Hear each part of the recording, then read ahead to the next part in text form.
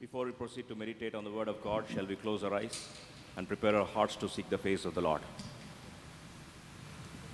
Loving, gracious Heavenly Father, we thank you and worship you, Lord, for giving us blessed privilege to worship Thee. Now, Lord, as we have come to the last Sunday of this year, especially of this November month, Father, we thank you and worship you for Thy faithfulness, for Thy loving kindness, which exceeded the skies. Thank you, Lord, for Thou hast kept us in the land of the living. Heavenly Father, as we absolutely empty ourselves, kindly, freshly anoint both of us, Lord, both the hearers as well as, Lord, in delivering the word. Especially we pray, we beseech Thee that the Spirit of the Lord may anoint us afresh, plow our hearts, the field of our hearts, so that this word may be sown in the right area. So that, Lord, thereby we may bear fruit hundredfold, submitting all of us unto Thy grace, bringing all of us under the sprinkling blood of everlasting covenant. Don't send us empty, Lord, from Thy presence. As we beseech Thee, Lord, please hear us as we touch the throne of grace with the assurance of the new covenant of the shed blood of Lord Jesus Christ. We pray in the name of Lord and Savior Jesus Christ. Amen. We have been meditating on one of the important themes as why submission is the key that opens plethora of blessings. Let's turn our Bibles quickly to Genesis chapter 16, reading all together, verse 13 for our meditation today, as we proceed to glean few more thoughts on the same theme which we have begun few weeks ago. Genesis chapter 16, let's read all together, verse 13 prayerfully, as we once again see the power of the El Roi God, the God who sees us. Let's read all of us together, verse 13, please. And she called the name of the Lord that spake unto her, Thou God seest me. For she said, Have I also here looked after him that seeth me? One of the classic encounter of a heathen girl, especially brought up in a believing family of Abraham, as she tries to run away from the pain being afflicted or inflicted by her mistress, Sarah. As Hagar tries to run away, this God, the God of grace, as the pre-incarnate expression of the Lord Jesus Christ himself meets her at almost at the fag end of her exiting journey at the place called Shur. Imagine if God hadn't traced her all throughout, he would have rather forgotten her. But this God is a God who sees. That's why she says, This God sees me. Probably people may think that no one sees me, but I can solemnly say that at this place, I have seen this God who sees me. He not only sees my experiences, He not only sees my situations, He not only sees my emotions, but He also sees the pain behind my emotion, the reason behind my expression. That's why I want to worship God here as God who sees me. And that's when God says, this God who sees, as we have seen the stages of the life cycle of a believer or a child of God, how God takes us through 7 different phases of our life. We have seen that in the last week. Now today, as last week we also begun the second part of the message as the 7 keys of blessing as we surrender, as we submit unto the authority appointed unto us. In fact, as we continue to glean few more thoughts, we have seen last week, if I remember, we saw 2 points. Now we'll continue the rest of the 5. Exactly, there are 7 blessings or 7 doors of blessings being opened through the key of submission. Now quickly, we'll see Genesis chapter 16. Let's read all of us together. One of the solemn encouragement of the first encounter of Lord Jesus Christ to a heathen girl, and how that totally transforms her life and the life of generations henceforth. Genesis chapter 16, let's read all of us together, verse 9 please. Genesis chapter 16, verse 9. Let's read all of us together prayerfully and proceed to glean few more thoughts today. Now let's read all of us together, verse 9 please. And the angel of the Lord said unto her, Return to thy mistress and submit thyself under her hands. Why should I submit is what all of us have the same question. In fact, in Genesis chapter 16, she submitted.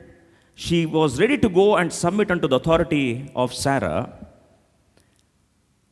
What we find to understand, what we try to understand as after a few chapters, that is in Genesis chapter 21. Let's come to Genesis chapter 21.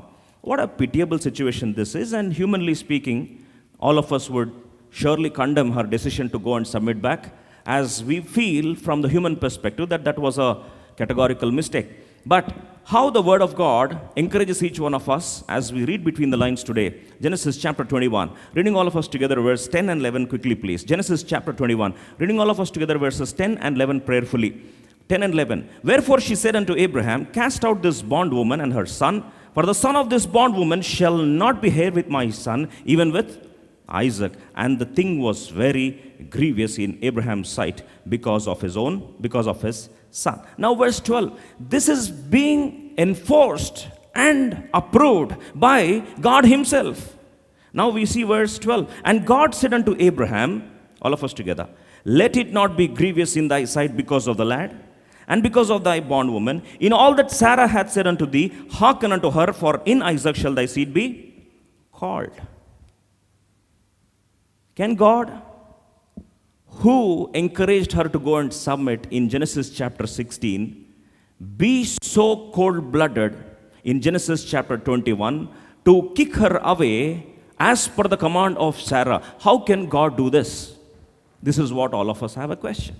And also we go on further to say, when God could anyways send her away in Genesis chapter 21, why going back in Genesis chapter 16 to go and submit under Sarah? When exiting is inevitable, when being kicked off is going to happen imminently, why should Hagar go and submit for the 13 years of suffering? Is what most of the Christendom, we just become silent and say probably God wanted, so we can't question God. But today, how God wanted to bless her life in these 13 years of submission, and why God planned this last stage of her life and asked her to go and submit, we'll quickly see 7 folds of blessing, or 7 doors of blessing, that this key of submission opens immediately in our life. Quickly, as we have seen last time, 2 keys being unraveled. The key number 1 was key of grace. Because Jesus Christ is full of grace. And once God wants to manifest his grace, it doesn't happen immediately. Many times we feel, if God wants to show me grace, it should happen just like that. But let us quickly turn to 1 Peter chapter 5 verse 6. When we submit unto authority for a period, we generally feel it is very frustrating, because sometimes we can't take it more than a period of our bearing capacity. Sometimes we feel that nothing is working. What's the point to submit? In fact, for our life, she had to submit for 13 long years. 13 long years is not a joke. 1 Peter chapter 5, quickly, 1 Peter chapter 5 verse 6. Quickly, let's see the first key and then go back to, let's proceed further from key number 3. 1 Peter chapter 5 verse 6, let's read all of us together. Humble yourself therefore under the mighty hand of God, that he may exalt you in due time. We need to remember that when we submit unto the authority God has kept us under, whether it is secular, whether it is spiritual, whether it is family, whatever authority God allows, it is not they in power, but it is God who appointed them, according to Romans 13, right? Now, when we know that it is God who appointed them, when we submit under the authority, you know what happens exactly? The first thing is, God releases the spirit of grace, and now this grace, the key of grace, unravels the mysterious blessings of the grace. But the fruction, or in other words, the fruitification, or the execution, or in other words, the unraveling of the fruit of this submission happens in the due time. We feel so excited, isn't it? Just after sowing the seeds, we have this excitement to go and watch when the plant is growing up, how the seed is opening up to become a plant and then plant to a tree. But it doesn't happen overnight. And most often we feel frustrated. We sowed, nothing is working. We sowed, nothing is working. But when the seed has got life, it is imminent to bear fruit. It's only a matter of time. And for that, God says it is an appointed time. And God says, in the due time, who will exalt? Because we submitted unto the authority, this God of grace who sees us, He takes the responsibility to exalt us in the due time.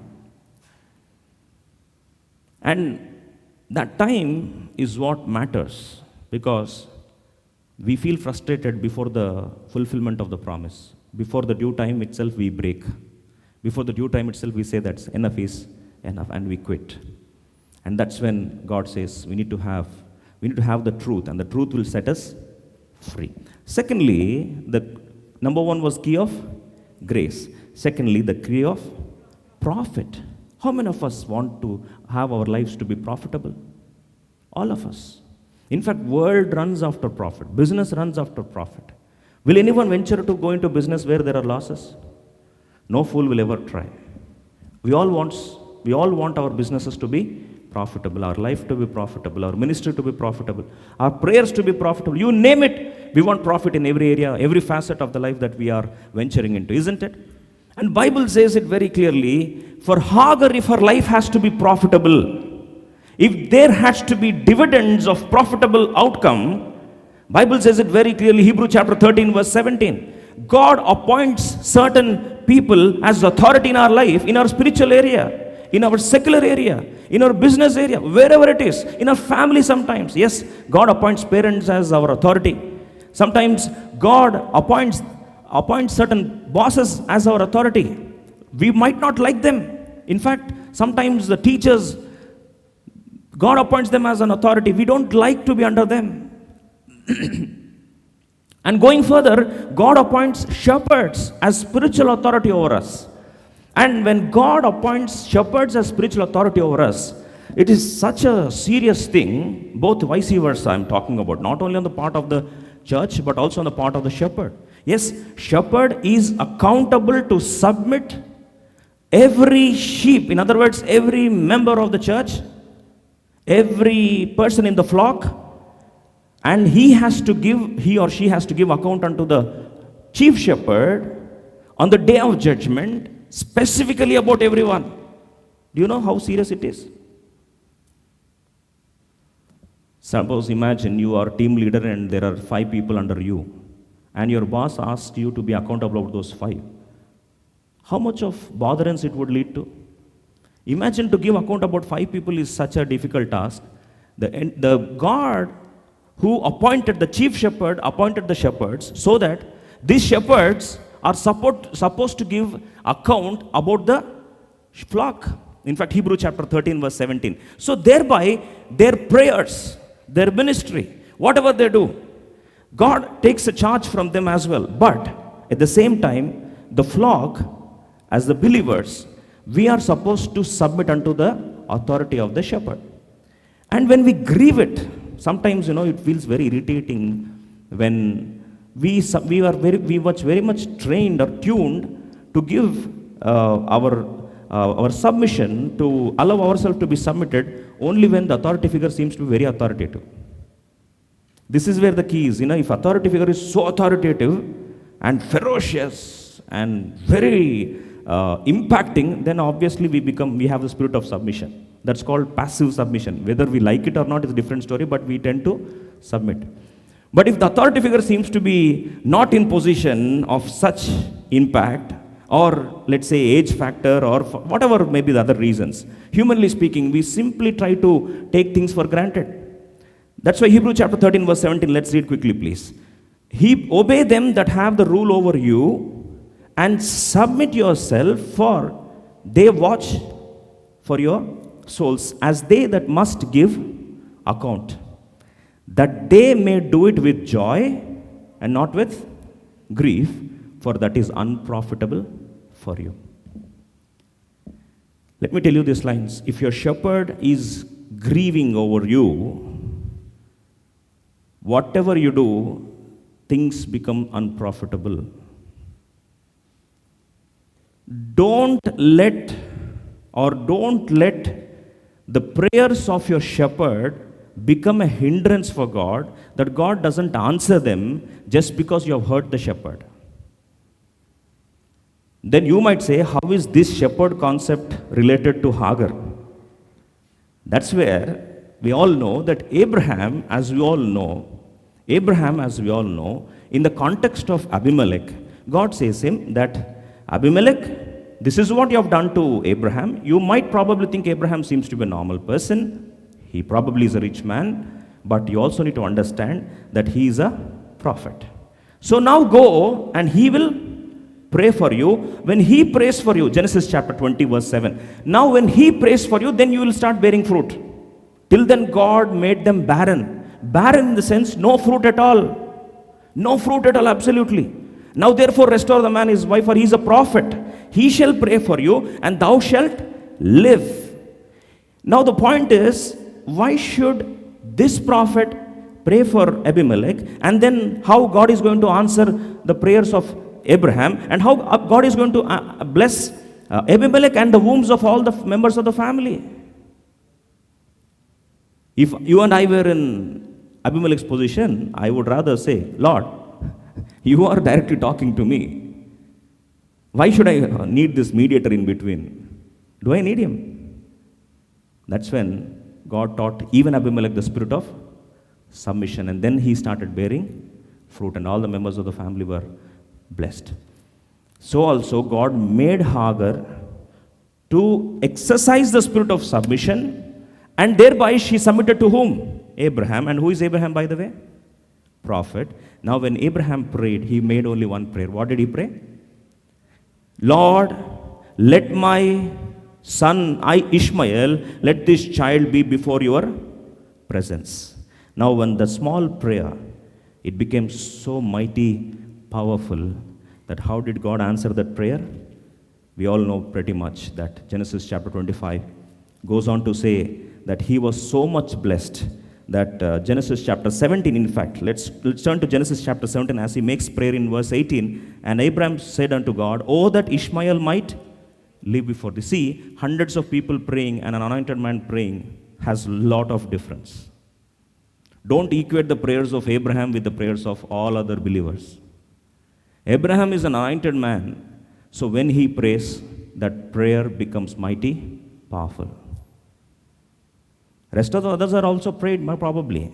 But when Abraham prayed for Ishmael, it is not Hagar's prayer, it is Abraham's prayer. Lord, please let this son Ishmael live before thee.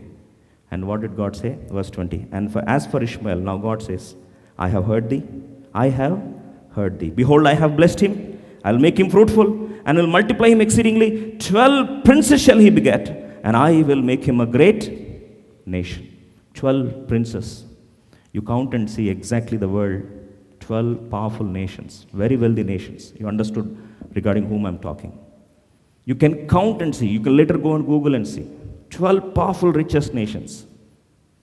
Even today, just because of the spirit of submission. Let's go to the third point quickly. Very, very most important point as we meditate. Many times we feel, why should Hagar submit so much? Why should she humble so much? What did she get, by the way? 13 years of suffering. Why should God be so sadistic? Well, let me tell you, this submission has the third seal of blessing. And let's quickly turn to Genesis chapter 17. What a powerful experience this child Ishmael went through just because mother submitted, and how that turned the blessing into the favor of Ishmael. Let's quickly turn to Genesis chapter 17, verse 23, please. Many times we forget this fact that this incident happened in the life of Ishmael too. Genesis chapter 17, verse 23, quickly, please. Genesis chapter 17, verse 23, quickly, let's read all of us together. Verse 23, quickly, please. All of us together. And Abraham took Ishmael, his son, and all that were born in his house, and all that were bought with his money, every male among the men of Abraham's house, and circumcised the flesh of their foreskin in the self same day as God had said unto him. This is where we need to draw certain careful observations, as this thing seems to be the bone of contention. In order to prevent ourselves from concluding or misjudging the case, we need to speak certain signals from this passage. If Hagar never submitted never returned back to Abraham, her son Ishmael would never have gone through the experience of circumcision. When a question comes like this, what exactly is circumcision? The foreskin of every male had to be going through a process where, even though it is painful, every member of the family, if he is supposed to belong to the family and the blessing of the covenant, they are supposed to go through it. Let's turn to Genesis chapter 17, verse 13. If this is not allowed, if this is not accepted by any male in the family, mark these words that they are forfeited. They are kicked away from the legacy of the family. Let's go a little deeper into that. Genesis chapter 17, verse 13. He that is born in thy house and he that is bought with thy money must needs be circumcised, and my covenant shall be in your flesh for an everlasting covenant. We need to draw these lines. If the blessing of God had to be experienced in the flesh, let me repeat these lines. If the blessing of God, the blessing of the covenant, had to be experienced in flesh, God allowed and made it a mandatory norm that every male had to go through the process of circumcision. If someone resists that, then comes to verse 14, please. Genesis chapter 17, verse 14. What a serious disaster it could lead to. And the uncircumcised man child, whose flesh of his foreskin is not circumcised, that soul shall be cut off from his people, he that broken my covenant. Now, going deeper into this theme, the exclusive blessing which differentiated Abraham from rest of the world. Let me repeat these lines. The exclusive blessing which demarcated Abraham from rest of the world is the covenant blessing. As we all know from Genesis chapter 12, God calls Abraham and says, I am going to make with you an everlasting, eternal covenant, and I'm going to bless your children forever and ever, and all the nations shall be blessed through thee. When God said that, it tantamounts to eternal, everlasting covenant. Now, when this covenant has to be fulfilled in the offspring, in their body, in their flesh, God expects the seal, the signature, the trademark, the sign that they are entitled for the covenant blessing.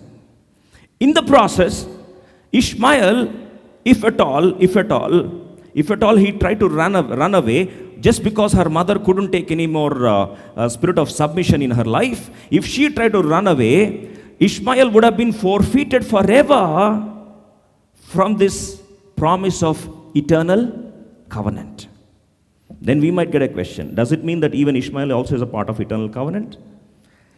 Ishmael is not the heir. Ishmael is not the heir of the eternal covenant. Bible says it very clearly, very clearly in Genesis chapter 21. Let's turn back to Genesis chapter 21 and see verse 12 and 13, please. Let's quickly read verse 12 and 13. God said unto Abraham, let it not be grievous in thy sight because of the lad, and because of thy bondwoman. In all that Sarah hath said unto thee, hearken unto her voice, for in Isaac shall thy seed be. Listen, there are two things here. The blessing of the legacy of heritage or being the heir is exclusively to Isaac.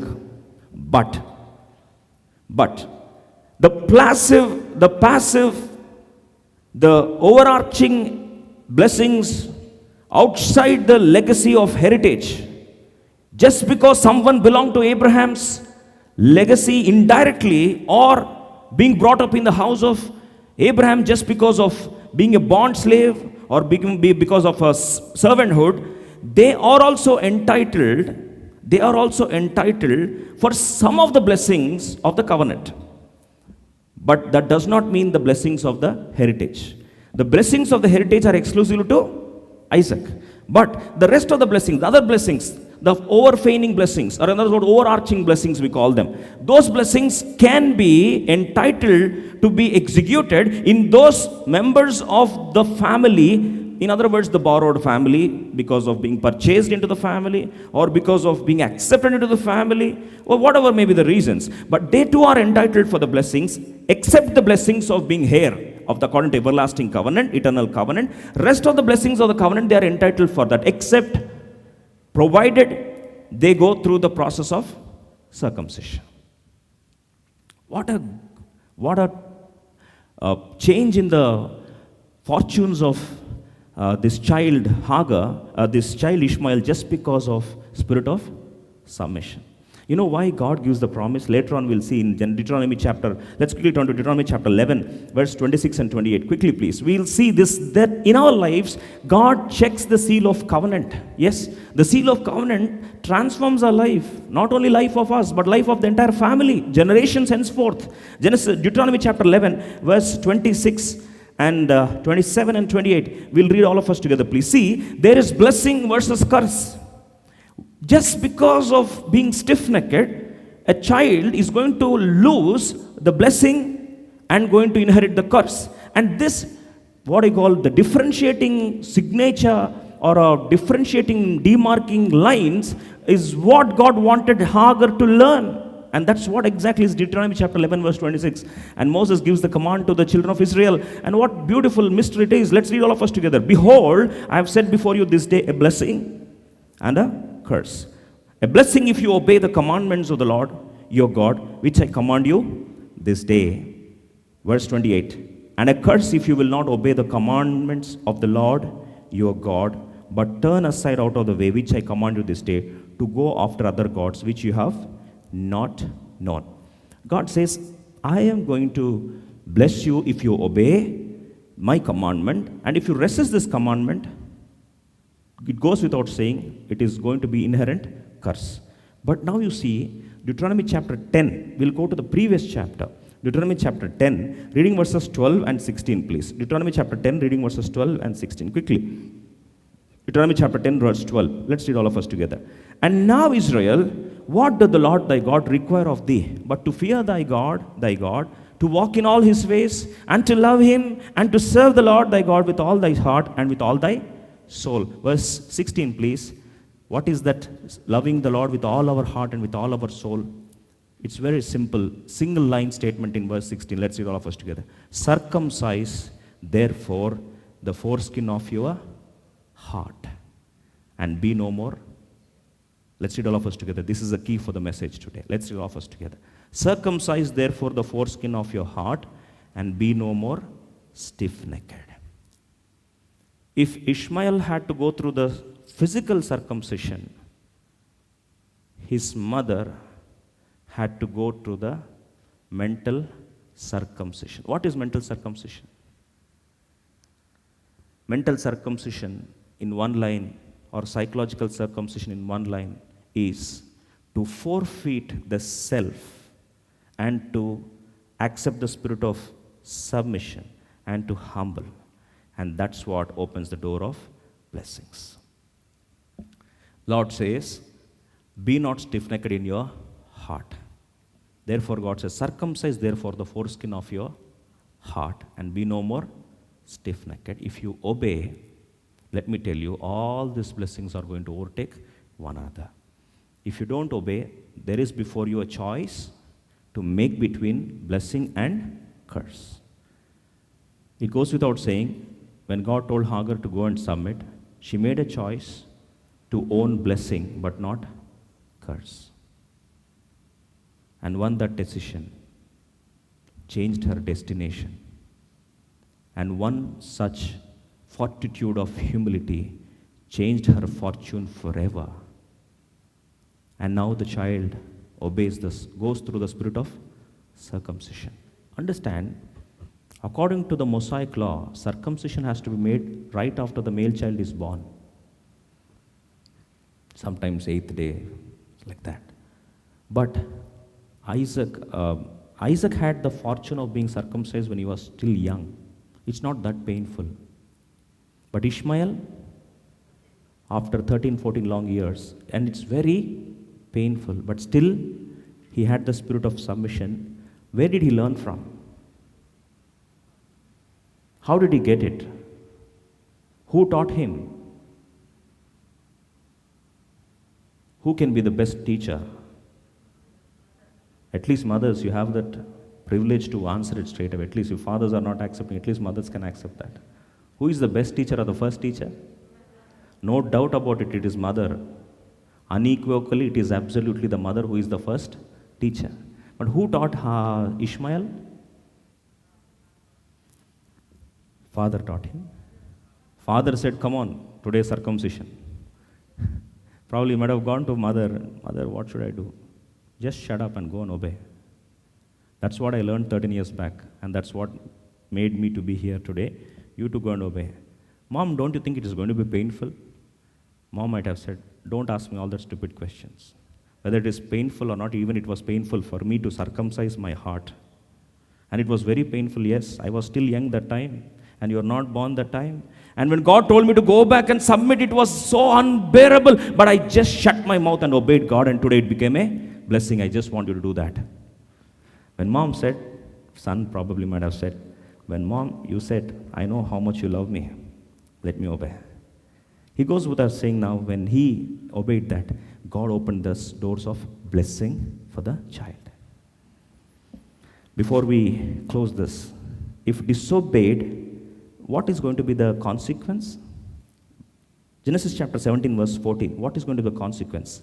A very, very dangerous, deadly consequence was enforced. Genesis chapter 17 verse 14, please. Let's quickly read. And the uncircumcised man child, whose flesh of his foreskin is not circumcised, that soul shall be cut off from his people. He hath broken my covenant. Now many people ask this question. When Isaac alone is the family member, when no way Ishmael is going to be the family member, because of his spirit of circumcision or obeying to this painful process of circumcision, not being stiff-necked, you know what is the blessing? The final corpse, the final journey of the father Abraham when he was dead, the final journey and the final rites, whosoever is supposed to perform, they are the real members of the family and sons. That is the rule of the thumb of the culture. Now in Genesis chapter 25, let's read all of us together, verse 9. Who performed the final rites of the father? Many people think it's only Isaac. No, it is Isaac plus Ishmael. That's why let's read together verse 9. And his sons Ishmael and Isaac buried him in the cave of Machpelah in the field of Ephron, the son of Zohar, the Hittite, which is before Mamre. Then you might say, Abraham doesn't have any more children. Let me tell you, Abraham had sons of the concubines, both from Keturah, and Bible says in verse 6, but unto the sons of the concubines which Abraham had, he gave gifts and sent them away. But when it comes to the final rites, it is only the legal heirs are supposed to perform. But what made Ishmael to be allowed to carry his final body, final corpse, in fact, and to bury? What gave him the authority? Only one sign, the seal of the covenant. The seal of the covenant is nothing but the circumcision. Because Ishmael went through circumcision, God allowed him to honor his father. And God honored Ishmael on the final day of his father's journey. And as the body is being carried, what a great honor, isn't it? Let me tell you an incident that happened a few months back, and don't immediately conclude and say so and so person, we know them. Please don't do that. I'm just telling an example. There is one of the celebrity whose line of heritage, father, the child was born out of the wedlock, and he was born to, and his birth was illegitimate. And during the burial, it so happened, it came in the news as well, they didn't allow this so-called son, although he is a celebrity, They didn't allow the so-called son to come and perform the final rites. You know what did they say? Only the legal heirs born to the first wife alone are supposed to do this. You are not supposed to touch the body. It so happened that finally, when they didn't allow him, his father's one of the interview and one of the statements that he wrote in one of his diary, I don't remember exactly, in certain place. This members of this so-called son, the relatives of the so-called son, brought that copy and said, this is what the so-called person, father, wrote it. Will you now allow him to do it? Entire media went berserk. And finally they allowed him to come and do, and in fact he was allowed to do the final rites. What is so great about doing final rites? It legally qualifies them and says them whether they belong to the family or not.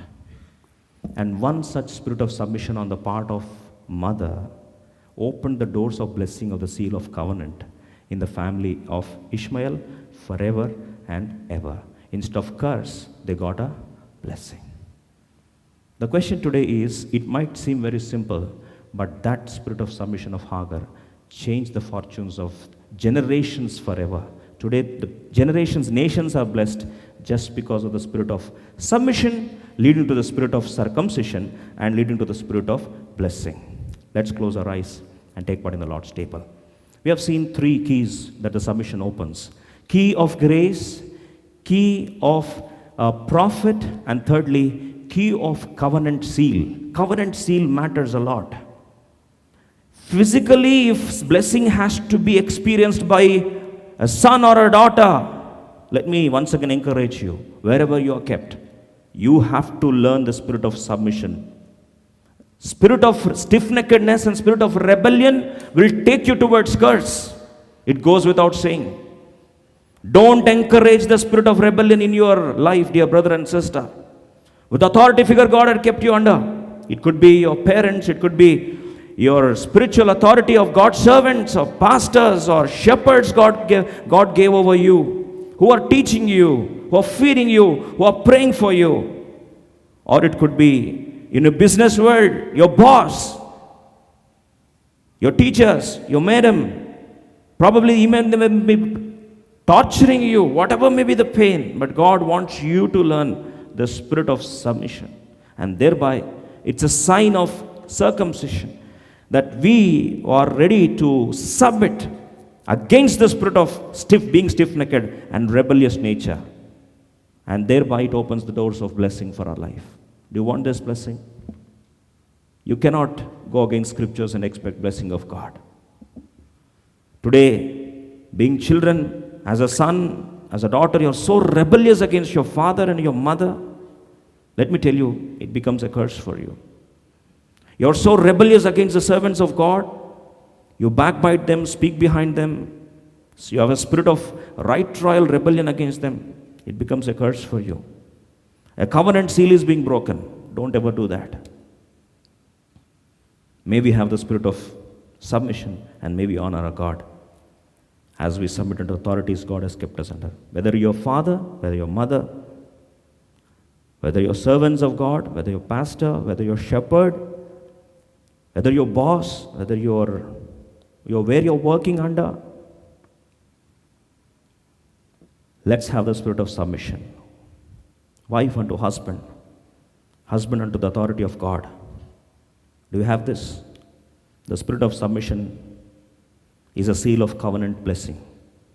It goes long miles of fortune in our life. Let's pray. Loving gracious Heavenly Father, thank you, Lord, for thy word. Thank you for thy presence.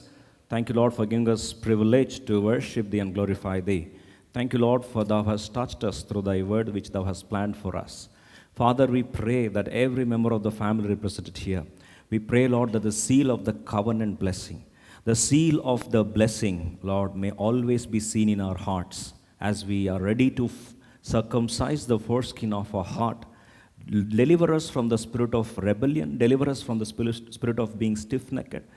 Deliver us from the spirit of arrogance and deliver us from the spirit of pride. Lord, we always pray, Lord, that our hearts may be ready to experience the spirit of submission, and thereby the spirit of blessing may be inherited by every member of the family represented here, Lord. Thank you, Lord, for accepting our offering. Thank you, Lord, as thy Lord, thank you for thy presence, and thank you, Lord, for helping us in every endeavors of our lives. Thank you, Lord, for thy grace that has sustained us thus far. Lord, as the dear ones are going back to their homes, send them with thy blessings. And we pray, Lord, above all, that the seal of thy covenant may always be seen in our hearts, so that, Lord, it might entitle us to be blessed forever and ever. Submitting all of us unto thy grace, thanking thee for enabling us thus far, Lord, to continue the ministry. Submitting all of us unto thy grace, we pray in the name of Lord and Savior Jesus Christ. Amen. May the love of Heavenly Father, the grace of Lord Jesus Christ, the constant communion of the Holy Spirit, God, may be with each one of us now and forevermore. Amen. Praise the Lord. Praise the Lord. Thank you for joining us.